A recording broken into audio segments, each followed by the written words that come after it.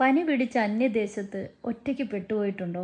ആരും കാണാനും കേൾക്കാനും ഇല്ലാതെ മനസ്സ് തളർന്ന് 15 ദിവസങ്ങൾ ലോകം മുഴുവൻ അടഞ്ഞുപോയ പോലെ തോന്നി എനിക്ക്. ഒരു ദിവസം ചെറിയൊരു ധൈര്യം കിട്ടി. പുറത്തിറങ്ങി ഒരു കെറ്റിൽ വാങ്ങി കുറച്ച് അരിയും അച്ചാറും ഉപ്പും. മറ്റുള്ളവർക്ക് ഇതൊക്കെ ചെറുതായിരിക്കാം, പക്ഷേ എനിക്കിതൊരു യുദ്ധമായിരുന്നു. റൂമിൽ തിരിച്ചെത്തി കെറ്റിൽ ഓണാക്കി വെള്ളം തിളച്ചു. അരിയൊഴിച്ച് കാത്തു നിന്നു. ചോറ് പാകമാകുമോ എന്നൊരു സംശയം.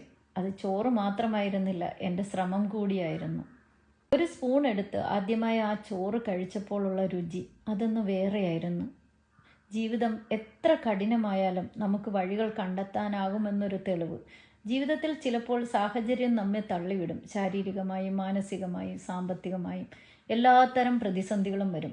പക്ഷേ അവയെ മറികടക്കാൻ വേണ്ടത് വൻതോതിലുള്ള ശക്തിയല്ല, അല്പം ധൈര്യമാണ്. ഒരു ചെറു ചുവട് മാത്രം. ഈ കെറ്റിലിൽ ചോറ് വേകുന്നത്ര ചെറിയ ശ്രമം.